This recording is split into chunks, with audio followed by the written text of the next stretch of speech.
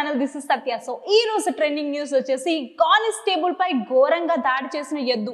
So వివరాల్లోకి వెళ్ళబోయే ముందు ఎవరైతే మన ఛానల్ సబ్స్క్రైబ్ చేయలేదో please subscribe the channel, don't forget to activate the bell icon. మనం చాలా వరకు విన్నాము జంతువులు మనుషులుండే చోటుకు వచ్చేస్తున్నాయి అని చెప్పేసి.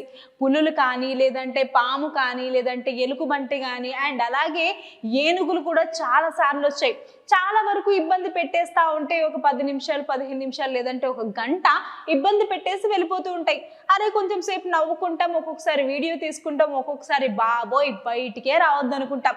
కానీ ఇలాంటివి మనం చాలా చూసినా కూడా కొన్ని మనకి ఫన్నీగా అనిపిస్తూ ఉంటాయి. కానీ మనం ఇది అటాక్ చేస్తే కనుక తెలియదు ఎంత నొప్పి ఉంటుందో కదా.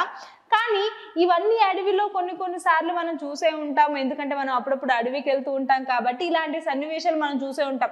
అండ్ అప్పుడప్పుడు మన రోడ్ల మీద కూడా ఎక్కువగా చూస్తూ ఉంటాం. న్యూస్లో మాత్రం బీభత్సంగా వేసేస్తూ ఉంటారు. సో ఇలా ఈ జంతువు వచ్చింది, ఇలా చేసేసింది అని చెప్పేసి. సో ఇదంతా మనకి తెలుసు. కానీ రీసెంట్గా ఒకటి జరిగిందంట. అదేదో అటాక్ అడవిలో కాదు కానీ జనావాసాల్లో జరిగిందంట.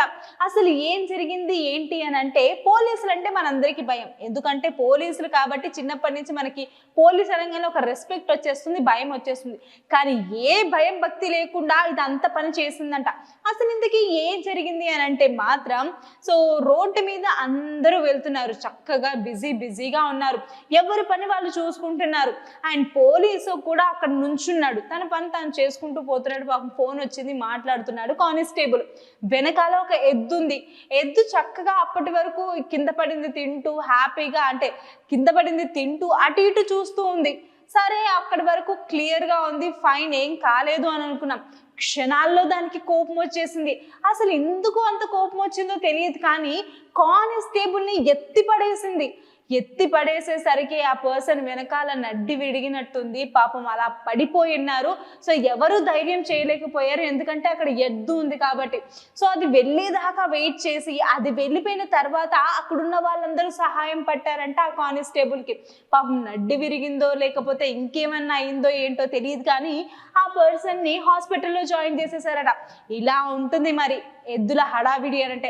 సో మరి పాపం నెక్స్ట్ ఏం జరగలేదు, అంటే చాలా బాగానే ఉంది హెల్త్, కాకపోతే చిన్న ఇంజ్యూరీ అయింది అని చెప్పేసి హాస్పిటల్లో చూపించిన తర్వాత పంపించేశారట.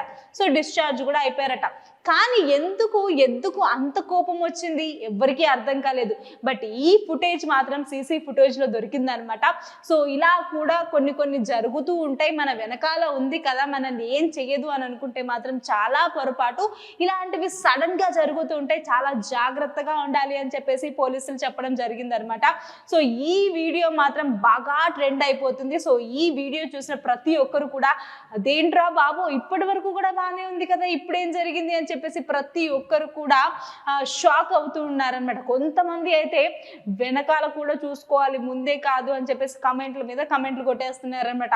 బట్ నెంబర్ 1 అంటే ట్రెండింగ్ 1లోకి అయితే వచ్చేసింది ఈ వీడియో.